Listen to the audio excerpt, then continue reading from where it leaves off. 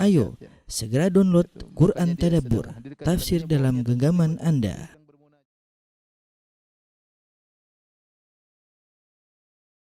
Bismillahirrahmanirrahim. Assalamualaikum warahmatullahi wabarakatuh. Alhamdulillahi ala ihsani wa syukru lahu ala taufiqihi wa amtinani wa asyhadu an la ilaha illallah wahdahu la syarika lahu ta'ziman li sya'nihi wa asyhadu anna Muhammadan abduhu wa rasuluhu da'ila ridwani. Allahumma salli alaihi wa ala alihi wa ashabihi wa ikhwani. Ikhwan akhwat, para jamaah Majelis Ta'lim Masjid As-Sunnah Bintaro yang dirahmati oleh Allah Subhanahu wa taala. Pada kesempatan kali ini kita akan bahas firqah yang pertama, yaitu firqah Al-Khawarij. Ini pembahasan sangat penting mengingat praktek kelompok yang radikal yang begitu mudah menghalalkan darah kaum muslimin, begitu mudah membunuh kaum muslimin, masih terus lalu aja ada ya. Dan ada keterkaitan mereka dengan Khawarij, yaitu dari sisi akidah, keyakinan dan penerapan. Kita akan bahas Khawarij di firqah yang spesial ya. Al-Khawarij. Al-Khawarij jamak dari khariji. Jamak dari khariji itu orang-orang yang keluar. Orang-orang yang keluar dari barisan kaum muslimin. Apa urgensinya belajar tentang Khawarij?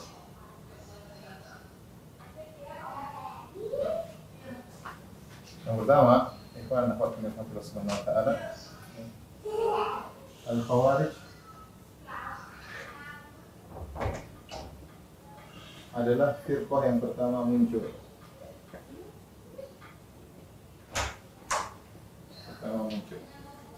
Ya. Sebagaimana kita tahu sejarah, ya, firqah yang pertama kali muncul adalah firqah Khawarij. Sebelum muncul firqah-firqah yang lainnya, ya, dan muncul dengan nyata di zaman Ali bin Abi Thalib setelah terjadi peperangan Siffin, ma'rakat Siffin antara Ali bin Abi Thalib dengan kubu Muawiyah radhiyallahu ta'ala anhu, maka muncullah Khawarij. Yang kata Rasulullah SAW, tamruku mariqatun hina firqatin minal muslimin taqtuluha awla ta'ifatain bil haq. Khawarij muncul ketika terjadi perpecahan di antara kaum muslimin dan akan diperangi oleh kelompok yang lebih utama di atas kebenaran.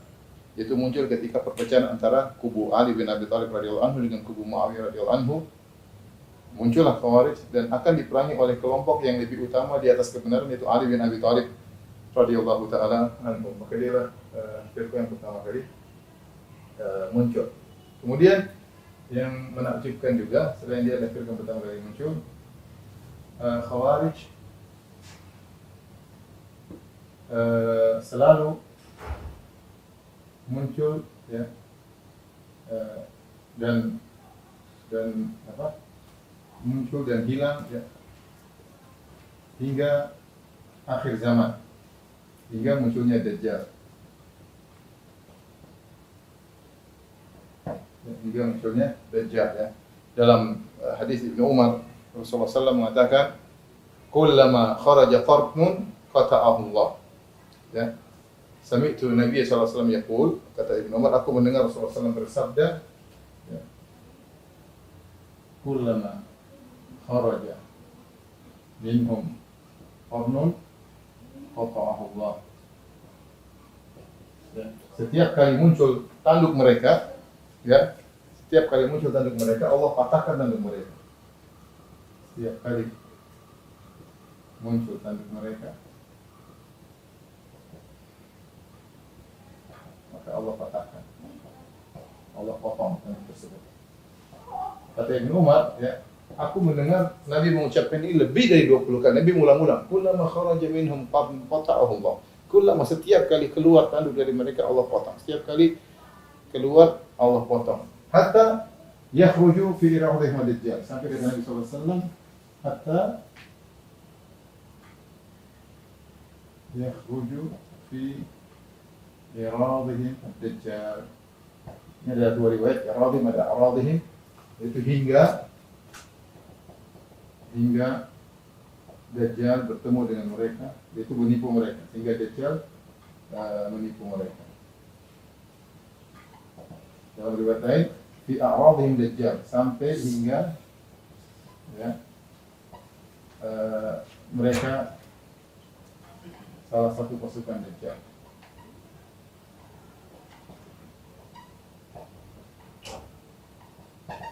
Menunjukkan mereka akan keluar.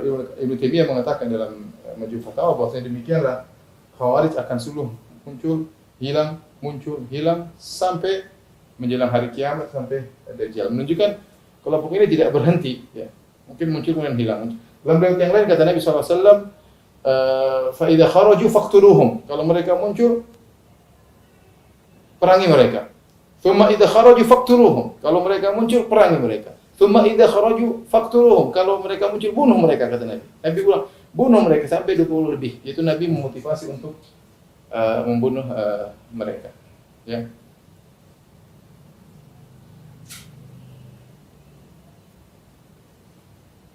Nah, ya.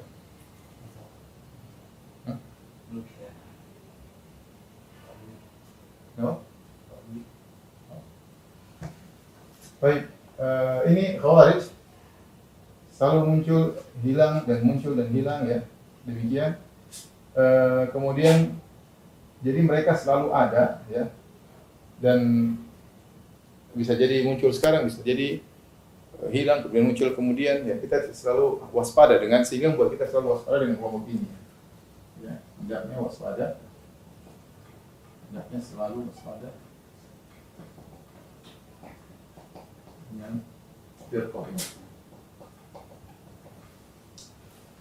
Tapi di antaranya Khawarij, ya, Nabi SAW satu-satunya firqah yang disebut namanya atau disebut sifat-sifatnya oleh Nabi SAW dengan jelas dalam banyak hadis. Dalam banyak hadis, lebih dari 20 hadis. Ini tidak terdapat pada firqah-firqah yang lain. Kita tahu banyak pemikiran, ya, banyak aliran, ya, tapi Rasulullah tidak pernah sebut. Misalnya Jahmiyah, Mu'tazilah misalnya, atau kelompok-kelompok yang tidak pernah Nabi sebut tentang sifat-sifat Khawarij. Datang dalam sebagian riwayat seperti Qadariyah, ada khilaf tentang sahih atau tidak. Qadariyah majusu hadil ummah, Qadariyah majusi umat ini sebenarnya Allah menghasankan, sebenarnya mendhaifkan. Demikian juga datang riwayat dalam Murji'ah tentang Murji'ah tapi hadisnya dhaif. Tapi yang benar-benar sahih adalah firqah Khawarij. Rasulullah sebutkan dengan tegas sifat-sifat mereka. Ketika Rasulullah SAW menjelaskan dengan tegas, ini menunjukkan mereka ini spesial, ya. Spesial, ya. Sementara firqah-firqah yang lain tidak disebutkan dengan tegas. Seperti contohnya Rafidhah, ya. Syiah, Rasulullah SAW tidak sebutkan dengan tegas, ya, atau Jahmiyah atau yang lainnya, ya. Tapi kalau Khawarij Rasulullah SAW sebutkan. Sehingga timbul pertanyaan, kenapa Khawarij disebutkan secara spesial? Itu pertanyaan. Ini kenapa? Ya. Kenapa disebutkan secara spesial? Ya. Ada tiga pandangan, ya. Tiga pandangan kenapa disebut secara spesial, ya.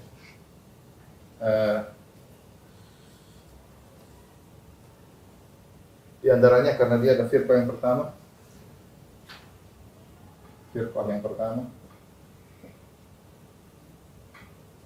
Kemudian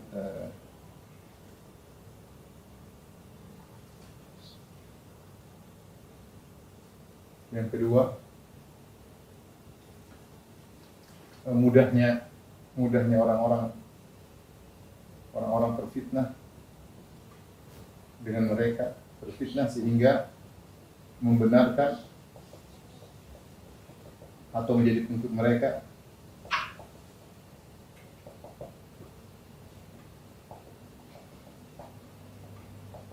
Yang ketiga, ya, karena mereka bukan cuma pemikiran tapi aksi. Jadi, mereka bukan hanya pemikiran, bukan hanya sekedar pemikiran akidah, tapi aksi membunuh. Ini mungkin Allah alam 3 hal yang menjadikan mereka disebutkan secara khusus oleh Nabi SAW. Pertama, mereka firqah yang pertama. Keduanya, mudahnya orang terfitnah sehingga membenarkan atau menjadi pengikut mereka. Bisa dibayangkan, ya, Rasulullah menyebutkan sifat mereka. Bagaimana yaqra'una al-Quran, baca Al-Quran. Tahkiruna salatakum ma'a salati. Kata Nabi, wahai para sahabat, kalian akan merasa merendahkan salat kalian dibandingkan salat mereka. Salatnya Khawarij lebih hebat. Wa siyamakum ma'a siyamihim. Kalau kalian bandingkan puasa kalian dengan puasa mereka, kalian kalah. Artinya mereka benar-benar sangat ibadah, zuhud, rajin puasa, rajin salat. Kalau Nabi tidak sebutkan tentang bahaya mereka, orang mungkin terpedaya. Karena orang semua terpedaya dengan kezuhudan. Lihat kezuhudan, lihat ketulusan dalam ibadah, orang banyak terpedaya. Buktinya saya katakan, seperti ketika zaman sekarang muncul ISIS yang banyak ulama mengatakan mereka Khawarij, yang kita jelaskan. Banyak orang membela, saya bukan bicara cuma orang awam, bahkan dai-dai membela. Dai-dai membela, di Indonesia banyak membela. Ya, membela, kemudian menyatakan baiat kepada Abu Bakar Al-Baghdadi dan lain-lain, banyak hal. Mereka membela. Sampai sekarang masih ada juga yang membela. Ya, ada yang mereka sadar. Tapi maksud saya kemunculan mereka membuat orang terpedaya. Kemunculan mereka membuat mereka terpedaya, membuat orang terpedaya dan mudah mengikuti. Seandainya kita bayangkan Nabi tidak menjelaskan tentang bahaya mereka, sifat-sifat mereka, mungkin ada orang-orang banyak mengikuti mereka setelah wafatnya Nabi SAW. Tapi Nabi jelaskan sifat mereka begini, agar para sahabat tidak terpedaya. Tapi Nabi jelaskan dengan detail bagaimana sifat-sifat mereka. Makanya Ali bin Abi Thalib semangat memerangi mereka karena mengetahui dari Nabi tentang sifat-sifat mereka secara detail. Yang ketiga, yang bahayanya mereka, ya, mereka bukan hanya sekedar pemikiran. Dia dapati sebagian ahlul bidah atau firqah hanya sekedar pemikiran. Jahmiyah pemikiran, Mu'tazilah pemikiran, ya. Tapi kalau Khawarij action, mereka aksi, membunuh sejak zaman dulu mereka bunuh kaum muslimin, mereka menghalalkan kaum muslimin, mereka kalau zaman sekarang ngebom sana ngebom sini, ya. Bagi mereka kaum muslimin darah mereka halal, ya, yang tidak sepakat dengan mereka dihalalkan darahnya. Dengan begitu mudah mereka menghalalkan darah kaum muslimin dan bukan cuma menghalalkan, mereka aksi, mereka bunuh. Maka mereka ini sangat berbahaya dan ini menyebabkan rusaknya citra Islam. Ya. Poin ini khususnya, ya, menyebabkan rusaknya citra Islam. Menyebabkan rusaknya citra Islam. Oleh karenanya Nabi SAW saja ketika para sahabat ingin membunuh kaum munafikin, kata Rasulullah tidak. La yaqulu an-nas anna Muhammadan qatal ashabahu. Orang munafik mereka casingnya orang Islam, maka tidak boleh kita membunuh mereka meskipun akidah mereka kafir atau mereka murtad, tapi casingnya orang Islam, sehingga Nabi jangan bunuh karena orang akan berkata, kenapa Muhammad bunuh sahabatnya? Rasulullah juga memikirkan citra Islam, jangan sampai citra Islam jadi buruk sehingga orang tidak mau masuk Islam gara-gara mendengar citra yang buruk tentang Islam. Nah, sebagian saya ketemu dengan kawan-kawan yang mereka berdakwah terhadap muslim.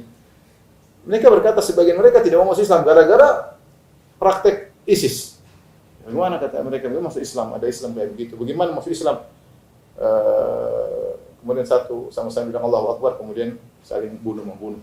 Ini sangat mengerikan, apalagi diekspos, ya, apa yang mereka lakukan.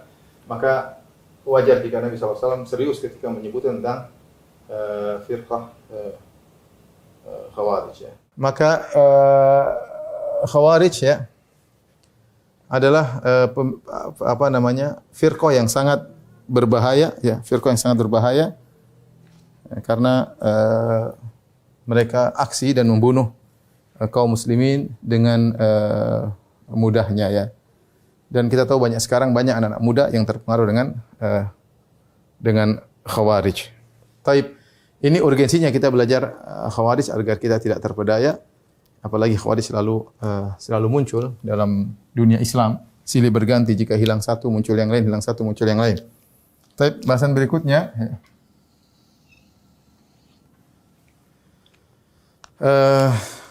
Akidah Khawarij, ya, akidah Khawarij.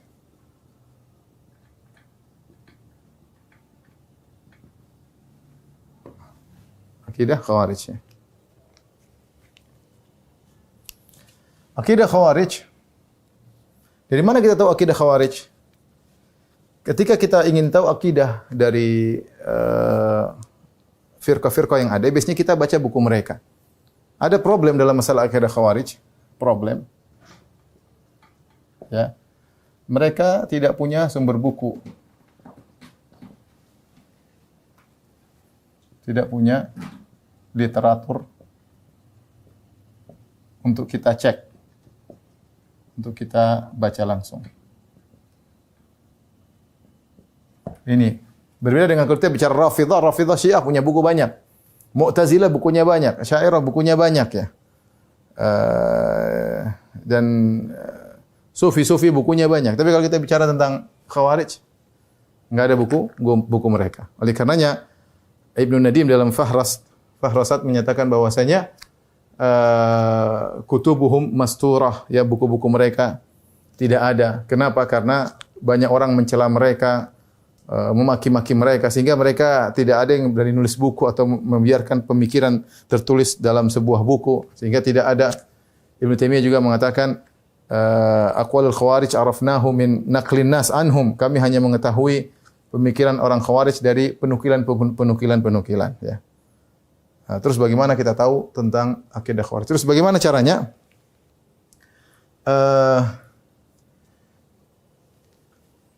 Kalau begitu kita teliti dari dua sisi untuk mengetahui pemikiran Khawarij.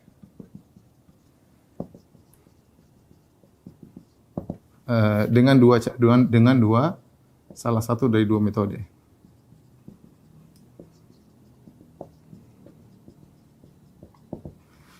Yang pertama kita mempelajari sejarah mereka. Pertama mempelajari sejarah mereka. Sejarah mereka sambil meneliti hadis-hadis yang menyebut tentang mereka.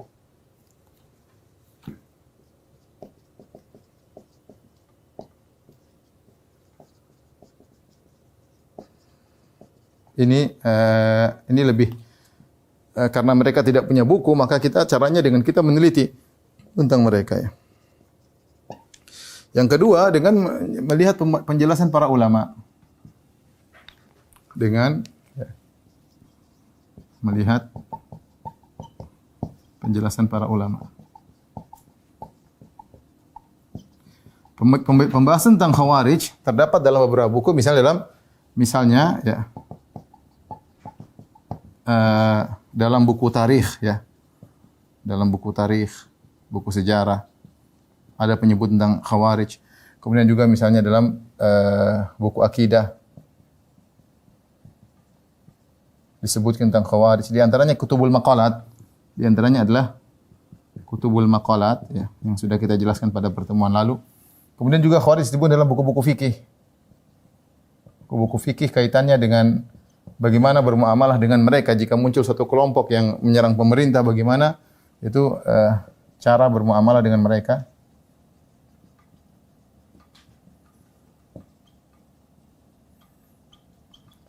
Yang jadi problem ketika kita membuka Kutubul Maqalat, masalah akidah, kita dapati ada khilaf dengan para ulama tentang memaparkan bagaimana pemikiran Khawarij. Ada khilaf para ulama dalam memaparkan pemikiran Khawarij.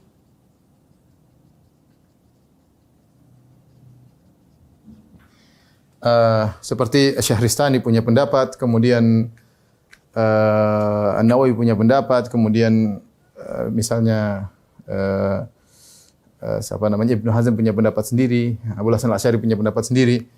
Oleh karenanya kita sementara yang ada sebuah tulisan bagus karya Yasir Matrafi ya, membahas tentang makna Khawarij. Itu makalah tersebar di internet, bagi yang penuntut ilmu silakan mendownload. Bagus, dia bahas tentang masalah meninjau akar pemikiran Khawarij dari sejarah Khawarij ya.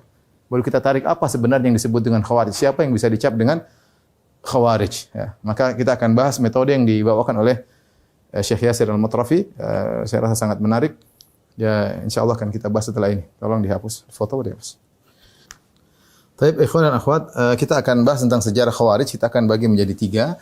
Dengan pelajari sejarah tersebut, kita akan paham bagaimana akidah khawarij yang sesungguhnya. Sejarah khawarij.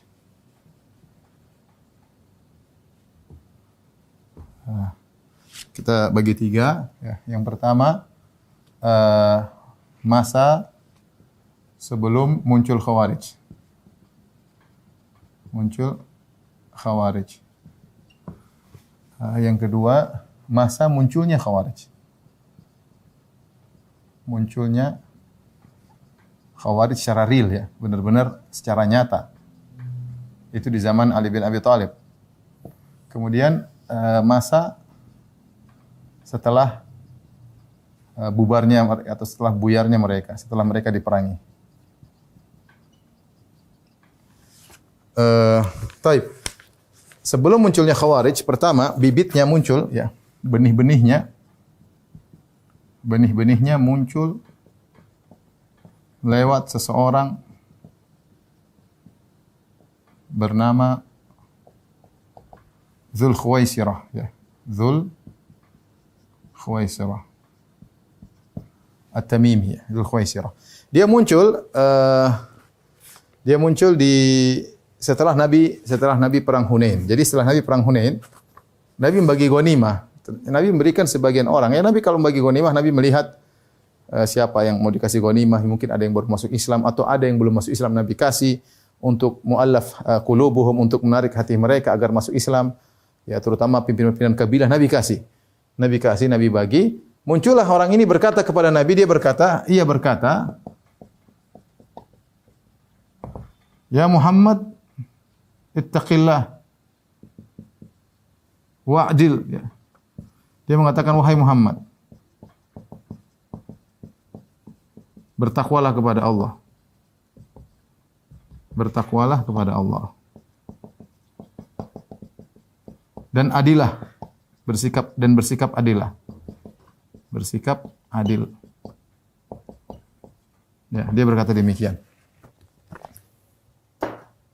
Dalam sebagian riwayat, ya, dia berkata, ya, dia mengatakan, kunna nahnu ahaqqu bihadza min haula. Kata dia, kunna nahnu ahaqqu bihadza min haula.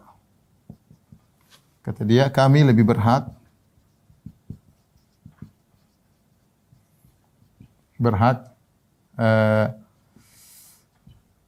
dapat bagian daripada mereka.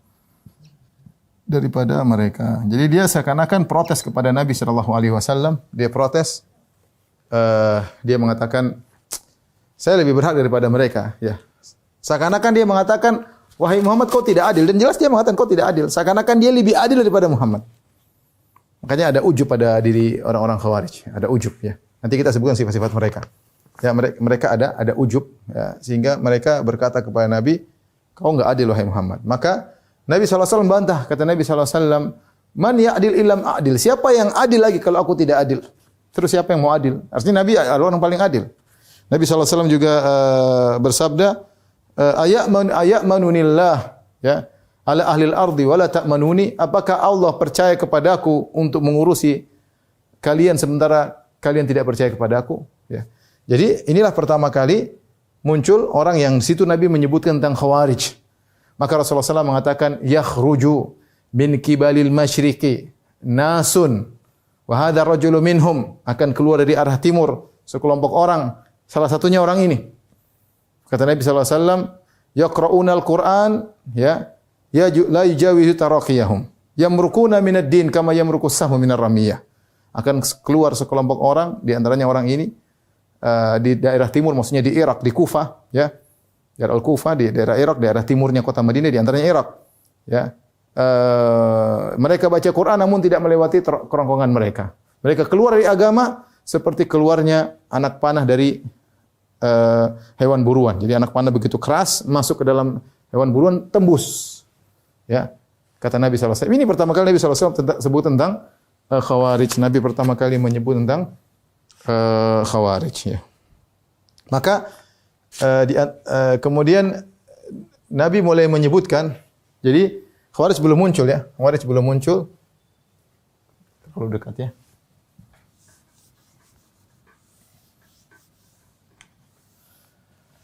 Jadi Khawarij belum muncul, lalu Nabi menyebutkan sifat-sifatnya. Ya, setelah itu Nabi menyebutkan sifat-sifat Khawarij. Ya.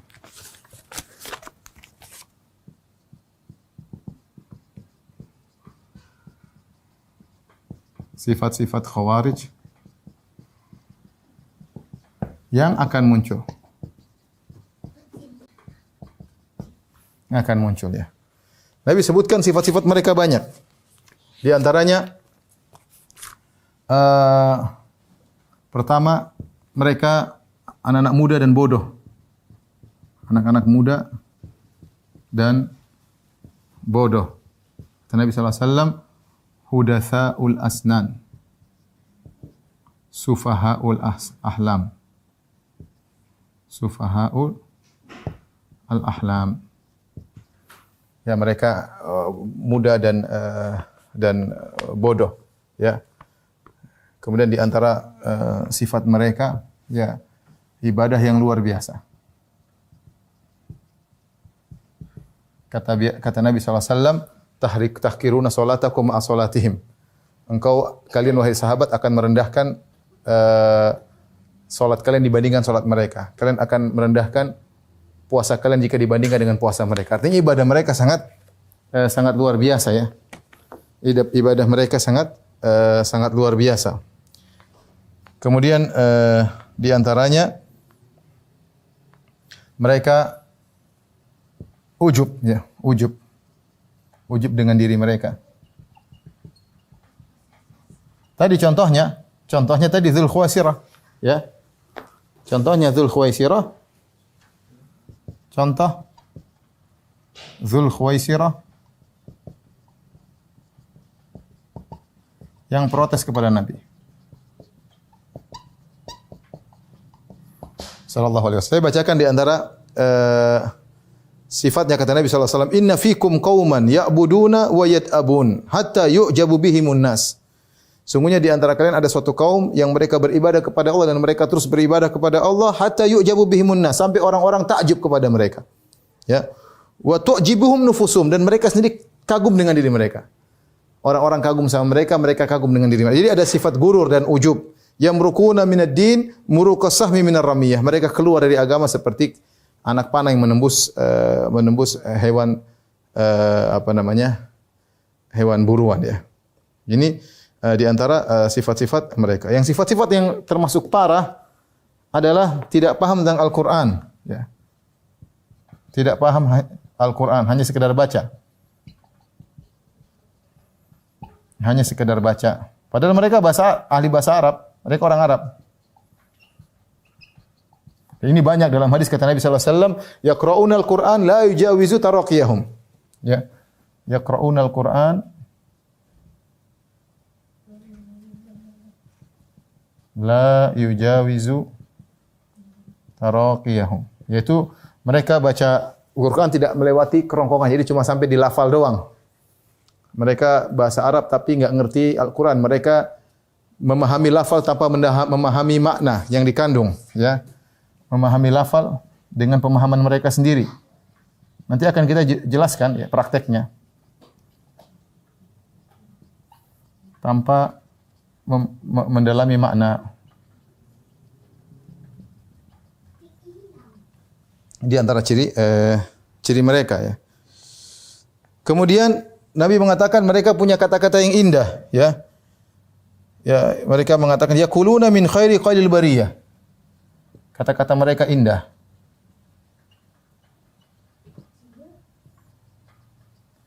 Yaquluna, kata Nabi, yaquluna min qauli khairil bariyah. Mengucapkan kata-kata yang terbaik, yaitu mereka mengatakan kita harus berhukum dengan hukum Allah. Kata-kata yang indah, marilah kita menuju kepada Al-Quran, tinggalkan hukum manusia. Kata-kata yang indah, menarik. Kita harus kembali kepada Al-Quran. Ternyata mereka mengkafirkan masyarakat. Jadi kata-kata yang indah seakan-akan berdalil, ya, tapi ternyata ngawur. Ya. Kemudian di antara yang paling berbahaya adalah mudah mengkafirkan. Ya, mudah mengkafirkan. Mudah mengkafirkan dan menghalalkan darah kaum muslimin.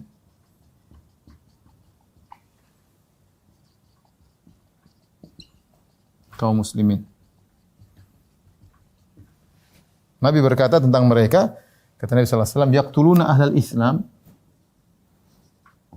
yaqtuluna ahlal Islam wa yad'una ahlal awthan. Ini yang membuat sangat berbahaya orang-orang Khawarij, ya. Sangat berbahaya orang-orang Khawarij. Mereka membunuh kaum muslimin dan mereka tidak, malah orang-orang menyembah berhala mereka tinggalkan aman, mereka tidak bunuh. Ini sifat-sifat yang Allah sebutkan, yang Nabi sebutkan tentang Khawarij yang muncul sebelum real nyata di alam nyata, ya. Ini, dan ketika Rasulullah SAW menyebutkan hal ini, Rasulullah SAW menyemangati Nabi, memotivasi untuk membunuh mereka. Nabi sallallahu alaihi wasallam memotivasi untuk membunuh dan memerangi mereka, membunuh dan memerangi mereka.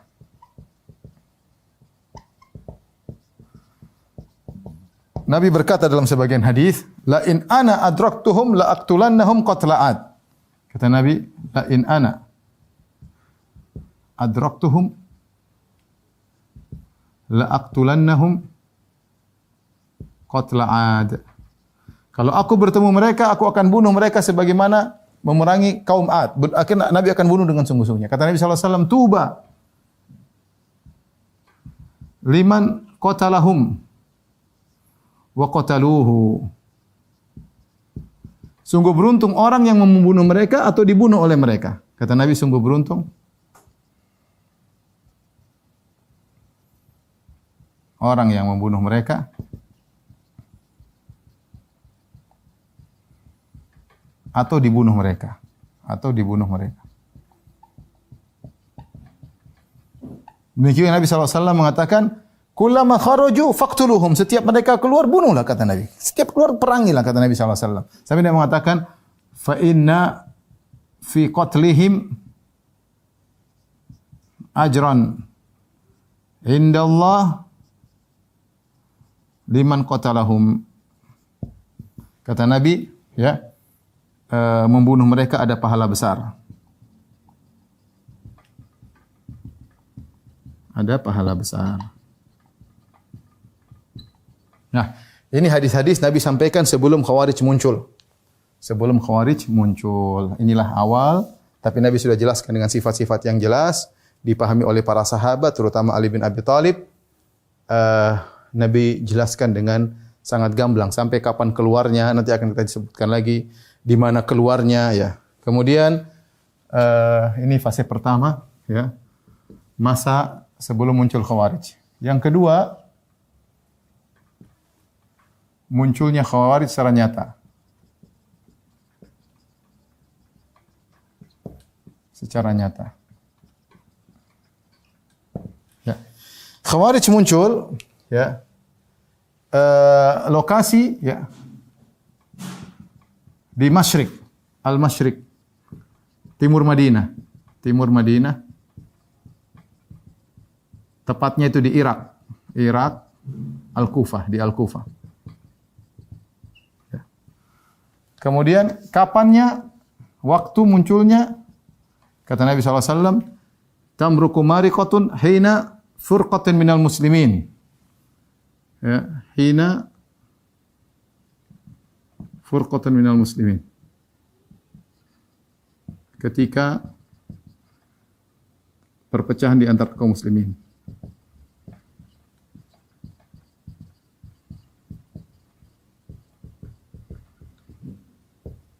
Kemudian kata Nabi, taqtuluha aula ta'ifatin bil haqq. Kelompok tersebut diperangi oleh yang paling dekat pada kebenaran. Ternyata yaitu muncul setelah perang Siffin. Perang Siffin ya, antara Ali dan Muawiyah. Antara Ali dan Muawiyah. Kemudian Khawarij diperangi, kata Nabi, mereka diperangi oleh kelompok yang lebih dekat pada kebenaran. Kelompok Ali, yaitu Khawarij diperangi oleh Abu Ali. Oleh Ali bin Abi Thalib radhiyallahu taala anhu. Jelas ya. Taib. Bagaimana munculnya mereka? Jadi mereka ketika terjadi antara kubu Ali dan kubu Muawiyah, mereka perang, akhirnya mereka mengangkat Al-Quran, kita berhukum dengan hukum Allah. Kemudian mereka berusaha untuk mencari perdamaian. Ketika itu kubu Ali mengirim Abu Musa al-Asy'ari untuk damai, untuk perundingan, dan kubu Muawiyah mengirim Amr bin As. Amr bin As ketemu dengan Abu Musa al-Asy'ari untuk merundingkan apa yang harus terjadi di antara dua kelompok besar ini yang sudah berperang dan sudah banyak yang meninggal, ribuan kaum muslimin yang meninggal dunia. Ketika Amr bin As bertemu dengan Abu Musa al-Asy'ari, muncullah kelompok Khawarij. Mereka mengatakan, kami tidak ridha dengan hukumnya Amr bin As dan Abu Musa al-Asy'ari. Kenapa mereka hakamur rijal? Mereka menjadikan manusia sebagai sumber hukum. Harusnya mereka berhukum dengan Al-Quran. Inil hukmu illa lillah, kata mereka, hukum hanyalah milik Allah. Hakamur rijal, mereka menjadikan laki-laki sebagai orang-orang sebagai sumber hukum, itu Amr bin As dan Abu Musa al-Asy'ari. Maka mereka kafirkan Muawiyah, mereka kafirkan Ali bin Abi Thalib, dan mereka kafirkan semua yang ridha dengan tahkimul hakamain. Dengan keputusan dua orang ini, Amr bin As dan Abu Musa al-Asy'ari. Maka kumpullah mereka di tempat namanya Harura. Ya, berkumpullah mereka tempat namanya Harura. Khawarij kumpul di Kufah.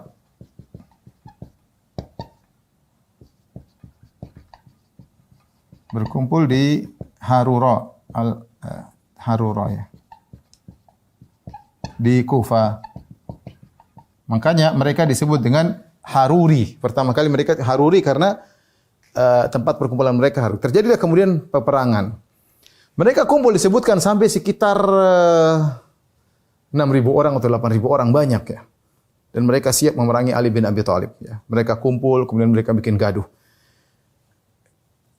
Pertama kali Ali tidak memerangi mereka. Ali hanya nasihati mereka, ya, nasihati mereka supaya mereka sadar. Mereka tidak mau sadar ya. Mereka tidak mau sadar. Kemudian akhirnya mereka berkumpul dan mereka bertemu dengan seseorang namanya Abdullah bin Al-Khabbab bin Al-Arat. Abdullah bin Al-Khabbab anaknya sahabat Khabbab bin Al-Arat. Ketika mereka bertemu dengan Abdullah bin Khabbab bin Al-Arat, "Kamu siapa?" "Saya Abdullah bin Khabbab bin Al-Arat, anak sahabat." Kata orang-orang Khawarij, "Sampaikan kepada kami hadis yang pernah kau dengar dari bapakmu." Maka Abdullah bin Khabbab bin Al-Arat mengatakan, "Aku mendengar ayahku menyampaikan bahwasanya dia mendengar dari Nabi sallallahu alaihi wasallam tentang fitnah." Ini musim fitnah ini. Dia tahu ini musim fitnah. Bahwasanya dia mungkin maksudnya menasihati, ya. Kalau tersebar fitnah, al-qa'idu fiha khairun mina al-mashi. Wal masyu fiha khairun mina as-sa'i. Jika terjadi fitnah, yang duduk lebih baik daripada yang berdiri, dan yang berdiri lebih baik daripada yang berjalan. Oh, orang Khawarij tersinggung. Seakan-akan Abdullah bin Khabbab bin Al-Arat menuduh mereka sebagai tukang fitnah. Akhirnya mereka pun bunuh Abdullah bin Khabbab bin Al-Arat. Kemudian mereka bunuh istrinya. Waktu itu istrinya lagi hamil, mereka robek perutnya, mereka bunuh janinnya. Sangar. Setelah itu mereka pergi suatu kampung, mereka bunuh lagi yang lain. Kabar ini sampai kepada Ali. Ali tidak menyerang mereka secara langsung karena mereka belum beraksi. Ketika mereka beraksi membunuh Abdullah bin Khabbab bin Al-Arat, maka Ali mengirim utusan, minta yang membunuh suruh kirim ke sini untuk kami hakimi. Karena Ali adalah Amirul Mukminin. Suruh ke sini agar mereka menyerahkan para pembunuh. Apa kata mereka? Kulluna qatalnahu. Kami semua bunuh dia. Kami semua yang bunuh, bukan satu dua orang. Kami semua membunuh Abdullah bin Khabbab bin Al-Arat. Jadi mereka nantang Ali bin Abi Thalib. Ali bin Abi Thalib ya disebutkan mengirim Abdullah bin Abbas untuk bermunazarah dengan mereka supaya mereka sadar ya. Maka lihat bagaimana kisah debatnya Abdullah bin Abbas. Ini Ali bin Abi Thalib ingin menyampaikan hujah sebelum diperangi, disampaikan hujah dengan jelas, siapa tahu mereka sadar. Maka Ali bin Abi Thalib mengirim Abdullah bin Abbas, seorang habrul ummah, ulama sahabat, ahli tafsir, apalagi syubhatnya Khawarij berkaitan dengan Al-Qur'an. Maka dia datang dengan pakai baju yang indah. Sementara dia sengaja pakai baju yang indah, min ajmal thiyab. Baju yang paling indah, sementara Khawarij bajunya kumal-kumal, rajin ibadah, wajahnya pucat-pucat, ya, wajahnya pucat-pucat. Maka mereka langsung tegur. Mereka tidak sungkan-sungkan. Ma hadza thawb ya Ibn Abbas. Wahai Ibn Abbas, ini apa baju seperti ini? Ibn Abbas sengaja memang. Dia mengatakan, kenapa? Aku telah melihat Nabi pakai baju lebih indah daripada ini. Aku lihat Nabi pakai baju indah seperti ini. Artinya mereka bodoh, enggak tahu sunnah. Anak-anak muda. Ibnu Abbas tahu Nabi pernah pakai baju indah. Ibnu Abbas pupunya Nabi sallallahu alaihi wasallam. Dan telah turun firman Allah, "Qul man harrama zinatallahi allati akhraja li ibadi wa thayyibati minar rizq." Siapa yang berani mengharamkan perhiasan Allah yang Allah turunkan bagi hamba-hambanya. Jadi mereka punya pemahaman agama, namanya agama harus kumal, harus lusuh, harus susah, harus begitu. Ibnu Abbas pakai baju yang indah, Nabi juga pakai baju yang indah. Ya. Dan Allah telah mengatakan, "Qul man harrama zinatallahi allati akhraja li ibadihi." Siapa yang berani mengharamkan apa yang Allah halalkan? Memang haram pakai baju kayak gini. Mereka kalah debat. Akhraj itu kata Ibnu Abbas, saya sudah keluar dari pertanyaan kalian, kata mereka kharajta. Kau sudah bisa menjawab. Terus apa lagi? Apa yang kalian kritiki kepada Ali? Kata mereka, hakamur rijal. Mereka menjadikan Amr bin As dan Abu Musa al-Asy'ari sebagai pemutus hukum, padahal inil hukmu illa lillah, hukum harus dari Al-Qur'an. Kenapa mereka jadikan manusia sebagai sumber hukum? Maka Ibnu Abbas debat mereka. Ibnu Abbas mengatakan, Allah telah menyuruh kita menjadikan manusia sumber hukum dalam perkara yang lebih kecil. Ibnu Abbas sebutkan dua perkara. Ya. Di antaranya pertama masalah membunuh hewan buruan. La taqtulus sayda wa antum hurum wa may yaqtul minkum muta'ammidan fajazaa'u mithlu ma qatala minan na'am yahkumu bihi dzawa adli minkum. Kata Allah Subhanahu wa taala dalam surat Al-Maidah,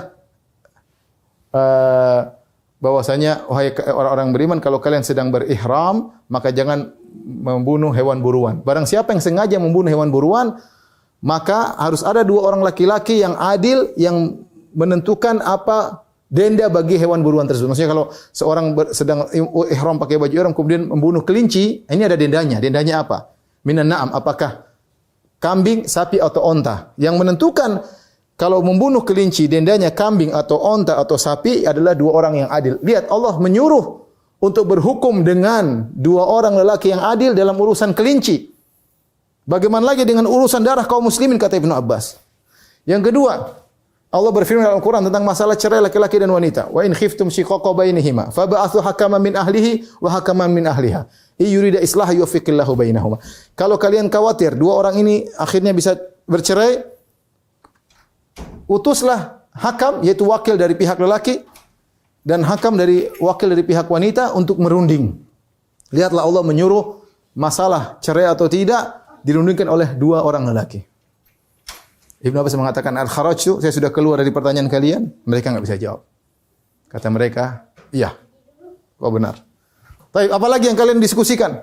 Mereka debat lagi. Kata mereka, kenapa Ali bin Abi Thalib ketika berdiskusi dengan Muawiyah, kemudian dia tulis dari Amirul Mukminin Ali, kata Muawiyah enggak, utusan Muawiyah mengatakan enggak, kami tidak mengakui engkau, kalau engkau Amirul Mukminin kami akan taat. Hapus, bilang aja dari Ali bin Abi Thalib. Maka Ali setuju dengan permintaan kubu Muawiyah. Akhirnya perkataan Amirul Mukminin dihapus, tinggal dari Ali bin Abi Thalib. Kata Khawarij, kelazimannya kalau Ali bin Abi Thalib bukan Amirul Mukminin berarti Amirul Musyrikin, Amirul Kuffar. Berarti dia amirnya orang-orang musyrikin. Dengan begitu mudah mereka mengambil lazimul qaul. Ali kalau tidak mau tulis Amirul Mukminin berarti dia Amir Kuffar, amirnya musyrikin. Berarti dia kafir. Kata Ibn Abbas itu. Kata mereka iya. Kata Ibn Abbas, bukankah itu pernah dialami oleh Nabi? Karena mereka ini enggak tahu tentang sunnah. Dalam perjanjian Hudaybiyah, ketika Nabi SAW berdiskusi sama Suhail bin Amr, utusan orang Quraisy, Nabi mengatakan, min Muhammadin Rasulillah. Kata Suhail bin Amr, enggak, jangan tulis Muhammad Rasulullah. Kalau kami mengakui kau Rasul, kami sudah ikut kamu, wahai Muhammad. Tulis Muhammad bin Abdullah. Rasulullah tidak mau, Rasulullah suruh, ya Ali, waktu itu Ali bagian sekretaris yang nulis. Kata Rasulullah, ya Ali hapus. Ali enggak mau. Kata Rasulullah, ya Ali hapus. Kata Ali enggak mau. Kata Rasulullah, mana tempat tulisan Muhammad Rasulullah? Rasulullahnya mana? Ali tunjuk, Rasulullah hapus sendiri. Kemudian kata Rasulullah, ya Ali kau akan dapat kondisi seperti ini. Dan itu terjadi benar. Kondisi ketika saat ini. Ya Ali ternyata harus menghapus Amirul Mukminin. Jadi nama Ali bin Abi Thalib. Sama, Muhammad Rasulullah terpaksa menghapus Rasulullah, menulis Muhammad bin Abdullah. Taib, apakah Rasulullah SAW kafir gara-gara tidak mengakui dia seorang Rasul? Diamlah mereka. Apalagi kata Ibnu Abbas. Mereka bilang ada lagi. Ini syubhat yang terkumpul pada mereka semua dibantu oleh Ibnu Abbas. Kata mereka, ketika Ali bin Abi Thalib berperang melawan dalam perang Jamal, dia menang. Kenapa dia lam yagnam wa lam yasbi? Kenapa dia tidak mengambil ghanimah? Kenapa dia tidak mengambil wanita-wanita sebagai tawanan? Kalau itu perang harusnya dia ambil ghanimah dan dia ambil tawanan. Kalau dia tidak mau ngambil ghanimah, tidak boleh ngambil tawanan, kenapa diperangi? Mereka pikirannya pendek. Cuma dua kemungkinan. Kalau di perang ya ambil dong, ikut Al-Quran, ambil ghanimah, ambil tawanan. Kalau tidak mau ngambil ghanimah, tidak mau ngambil tawanan, enggak usah diperangi. Syubhat mereka, kata Ibnu Abbas, wahai maksudnya orang Khawarij. Ya. Tidakkah kalian tahu bahwasanya dalam perang Jamal ada ibunda kalian, Aisyah radhiyallahu anha? Siapa yang berani menjadikan Aisyah menjadi budak wanitanya? Siapa yang berani? Kalau kalian mengatakan ibunda Aisyah bukanlah Ummul Mukminin, kalian kafir. Kalau kalian mengatakan dia adalah ibunda kaum mukminin kemudian boleh dijadikan budak wanita, kalian kafir. Dia mereka tidak bisa jawab. Ibnu Abbas pulang dan di antara mereka 2000 kalau tidak salah sadar, 2000 3000. Sadar balik ikut masuk kubu Ali, tinggal sebagian dari mereka. Di antaranya dipimpin oleh Abdullah bin Wahab Ar-Rasibi. Setelah keluar 3.000 atau 2.000, mundur mungkin tinggal 4.000 atau 6.000 saya lupa. Maka Ali bin Abi Thalib siapkan pasukan untuk memerangi mereka. Dan Ali kali ini semangat. Karena dia tahu tentang hadis-hadis bagaimana Nabi mengatakan yang memerangi mereka dapat pahala besar. Kalau Nabi masih hidup, aku akan perangi mereka sendiri, kata Nabi SAW. Aku akan memimpin perang melawan mereka. Maka Nabi Ali bin Abi Thalib semangat, Ali bin Abi Thalib menyemangati pasukannya untuk memerangi mereka. Subhanallah, terjadi peperangan. Tetapi di antara hal yang aneh kalau kita baca sejarah, yang terbunuh dari kaum muslimin cuma 2 atau beberapa. Yang tewas, yang lolos dari mereka tidak sampai 10. Ribuan ya. Kok bisa perang tidak seimbang begini? Masa yang terbunuh dari kaum muslimin cuma 2-3 orang? Sementara mereka yang lolos cuma kurang dari 10. Ada apa gerangan? Apakah Khawarij penakut ketika berperang? Mereka tidak takut, bahkan mereka berani mati dan mereka merasa bahwasanya mereka di atas kebenaran. Lantas kenapa yang tersisa cuma tinggal 10 orang. Disebutkan dalam sejarah, rupanya Abdullah bin Wahab Ar-Rasibi ketika dia memimpin pasukannya, ada pedang, ada anak panah, busur panah. Dia bilang, semua busur panah lepas, jangan pakai. Saya tidak ingin kalau kita berperang nanti mereka bicara dengan kita. Kita perang tidak pakai busur panah, kita pakai pedang. Jadi maksudnya apa? Maksudnya Abdullah bin Wahab Ar-Rasibi ini, dia ingin jangan sampai kalau terjadi perang-perang nanti ada diskusi malah ngekor sebagaimana nanti muncul Ibnu Abbas diskusi sama mereka, akhirnya mereka membelot. Dia tidak ingin pasukannya membelot. Kalau pakai panah kan masih ada waktu, mungkin ada yang ngomong, kamu jangan, akhirnya mungkin bisa jadi belot ikut pasukannya Ali. Dia tidak ingin pasukannya belot, maka disuruh buang busur panah dan mereka hanya bertempur dengan pedang. Ketika mereka menyerang, ya pasukan Ali cuma dari jauh panahin mereka. Sehingga tidak ada perlawanan yang begitu bernilai karena mereka pakai pedang sementara anak panah dari jauh akhirnya mereka mati semua, tinggal sedikit orang, mereka sebagian itu kabur. Berakhirlah Khawarij. Disebutkan yang kabur-kabur itu membuat firqah-firqah, nanti akan kita sebutkan di akhir pembahasan. Taib, inilah munculnya Khawarij dengan nyata yang bisa kita simpulkan ada 2 sifat yang utama, ya. 2 sifat utama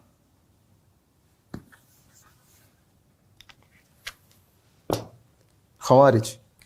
Ya, 2 sifat utama. Siapa yang memiliki sifat ini dia Khawarij. Dari berdasarkan sejarah. Yang pertama, mudah mengkafirkan.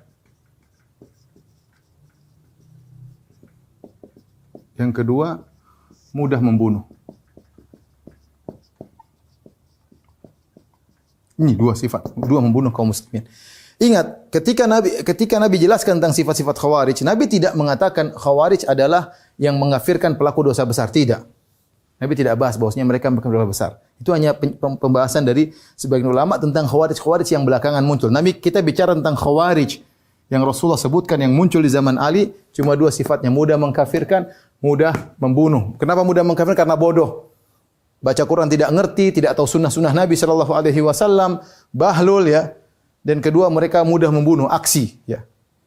Inilah sifat utama khawarij. Nabi tidak menyebutkan, perhatikan. Nabi tidak sallallahu alaihi wasallam tidak menyebutkan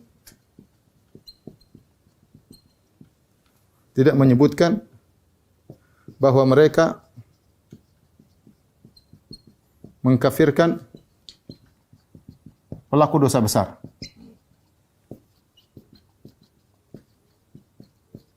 Bahkan zahirnya mereka tidak mengkafirkan pezina, mereka tidak mengkafirkan peminum khamar, cuma mereka mudah mengkafirkan Ali karena ada syubhat.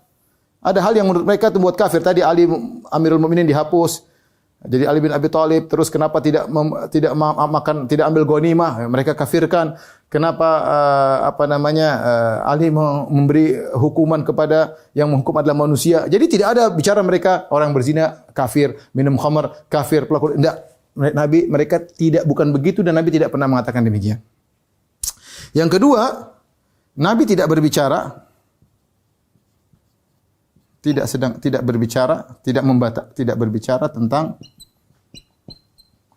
tentang sikap memberontak kepada penguasa yang sah. Yang Nabi sebutkan cuma 2 sifat ini secara mudah mengkafirkan, mudah membunuh. Maka kalau ada 2 sifat ini terdapat pada suatu kelompok atau seorang, maka dia khawarij. Meskipun tidak mengkafirkan dosa besar, meskipun tidak memberontak kepada penguasa yang sah. Ya. Ini perlu kita perhatikan. Oleh karenanya, ketika sebagian ulama menghukum ISIS sebagai khawarij, terkumpul 2 sifat ini. Mereka mudah mengkafirkan, bahkan sebagian teman cerita, ada orang naik mobil, saya teman dari Suriah cerita, orang diberhentikan, coba baca Al-Fatihah. Ada baca Al-Fatihah salah dibunuh, kamu ini sholatnya enggak benar. Pokoknya mudah sekali membunuh orang. Langsung dibunuh, ya. Mudah mengkafirkan, mudah membunuh. Sebagian orang bingung, ISIS bukan khawarij. Kenapa ISIS tidak mengkafirkan orang pezina? ISIS tidak mengkafirkan orang yang melakukan dosa besar, orang berbohong misalnya, tidak semua pelaku dosa besar dia kafirkan. Maka tidak cocok dengan ciri-ciri khawarij. Kenapa kita katakan mereka khawarij? Yang kedua, ISIS tidak memberontak pada pemerintah. Mereka muncul di suatu negara yang tidak ada pemerintahnya. Mana memberontak? Enggak ada. Kalau gitu ISIS bukan khawarij. Ini kesalahan. Maka dibantah oleh para ulama bahwasanya mereka sudah cukup dikatakan khawarij karena memiliki 2 sifat ini. Meskipun tidak memberontak, meskipun tidak mengkafirkan pelaku dosa besar. Ya. Itulah khawarij. Taib, tolong hapus sebentar. Tinggal marhalah yang ketiga kita akan sebutin. Baru kita selesai. Setelah itu fase ketiga yaitu masa setelah khawarij diperangi Ali.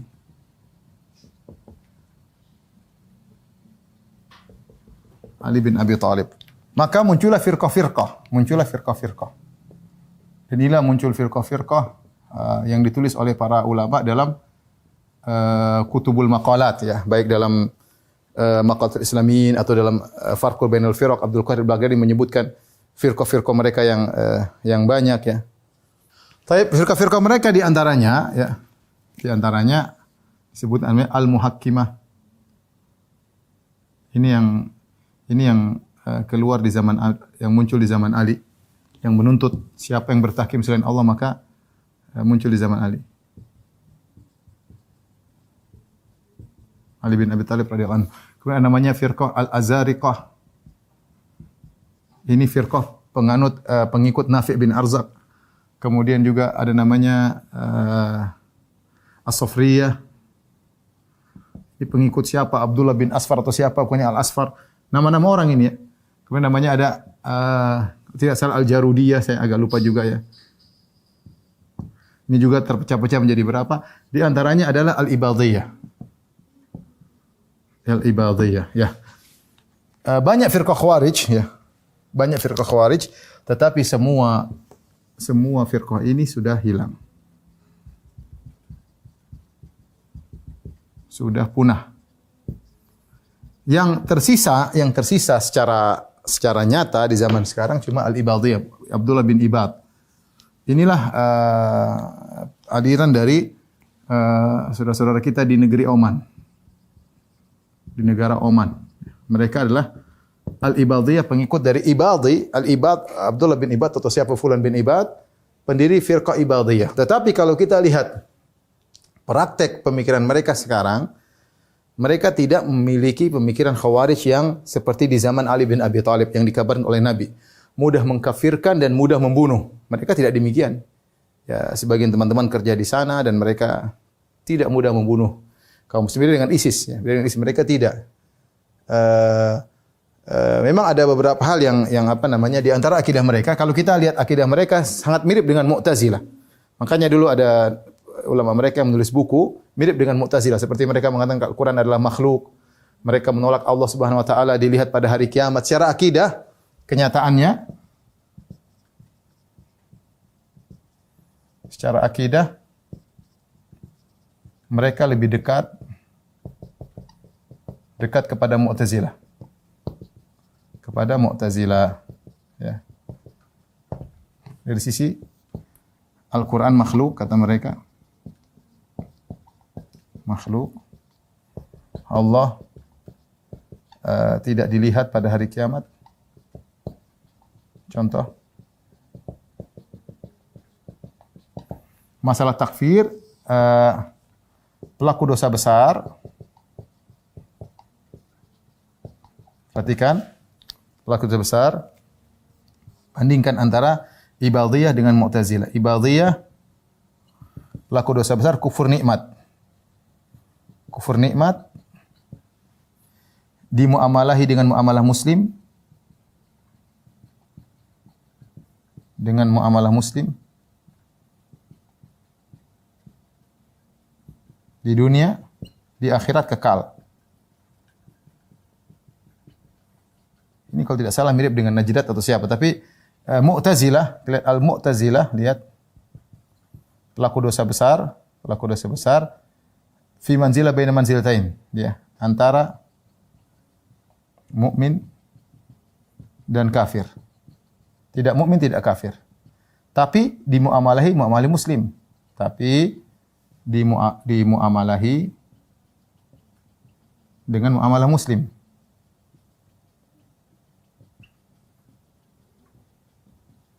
Di neraka kekal. Nah, kalau kita perhatikan dua ini, ya, maka sebenarnya Ibadiyah sangat mirip dengan Mu'tazilah. Ibadiyah sangat mirip dengan Mu'tazilah. Adapun mudah mengkafirkan,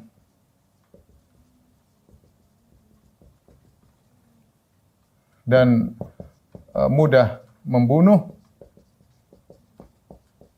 maka ini tidak mereka lakukan.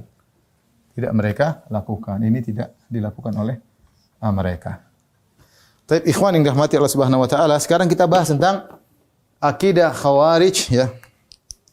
Menurut buku-buku maqalat, ya, akidah Khawarij terakhir, ya. Menurut ulama belakangan, ya.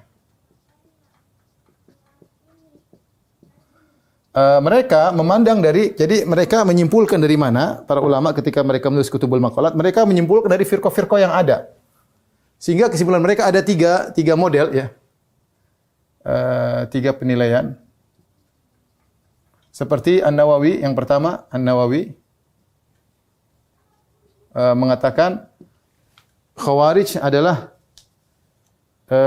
mengkafirkan seluruh pelaku dosa besar. Khawarij orang yang mengkafirkan seluruh pelaku dosa besar. Ini yang ma'ruf dalam buku-buku akidah Khawarij, takfir murtakibil kabirah. Kemudian yang kedua, misalnya Syahristani dalam kitabnya Milal wa Nihal. Siapa itu Khawarij? Kata dia, Khawarij adalah setiap yang keluar, setiap yang memberontak terhadap penguasa yang syar'i. Penguasa yang sah. Ya, sehingga ini lebih yang setiap memberontak khawarij, ini memberontak khawarij tanpa memandang mengkafirkan atau tidak. Pokoknya memberontak terhadap penguasa yang sah. Yang ketiga, Ibnu Hazm dia menggabungkan keduanya, ya, yaitu menggabungkan keduanya. Kedua definisi di atas.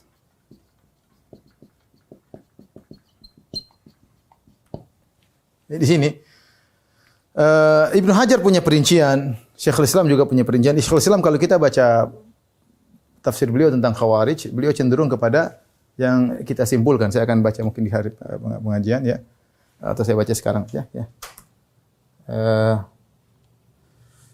Ibnu Taimiyah rahimahullahu taala, ya, beliau berkata, dan ini juga sama dengan Al-Qurtubi dalam kitabnya Al-Mufhim, ya, beliau berkata tentang Khawarij, yaitu annahum lamma hakamu bi kufri man kharaju alaihi minal muslimin istabahu dima'ahum wa taraku ahla dhimmah.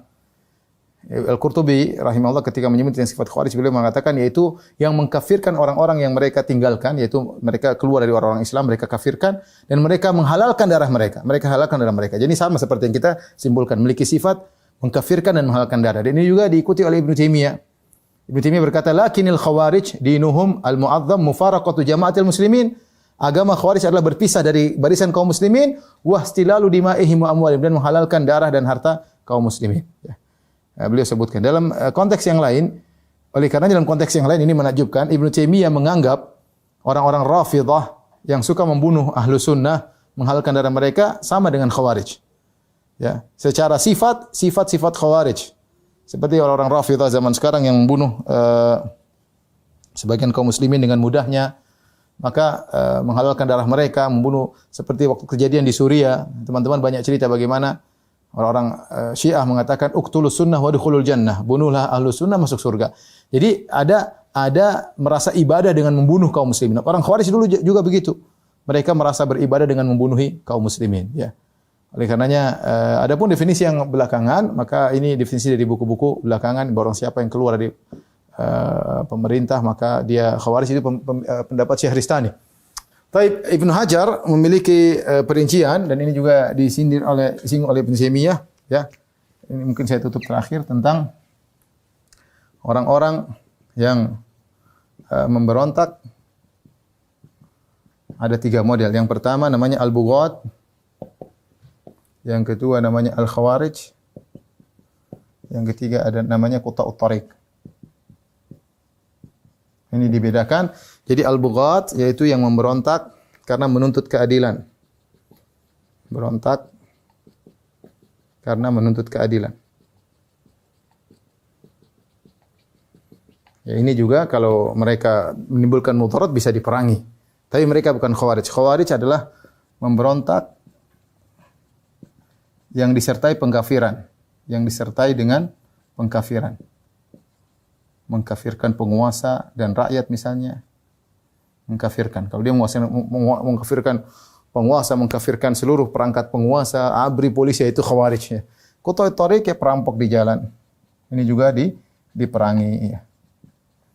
Bedanya kalau al-bughat tidak boleh langsung diperangi. Al-bughat maka seperti Allah mengatakan wa in ta'ifatan minal mu'minin iqtatalu fa aslihu bainahuma. Kalau ada 2 yang berselisih maka damaikanlah. Fa in bagat ihdahuma al-ukhra faqatilu. Kalau mereka ternyata memberontak dan bisa menimbulkan kemudaratan maka perangi. Tapi asalnya didamaikan.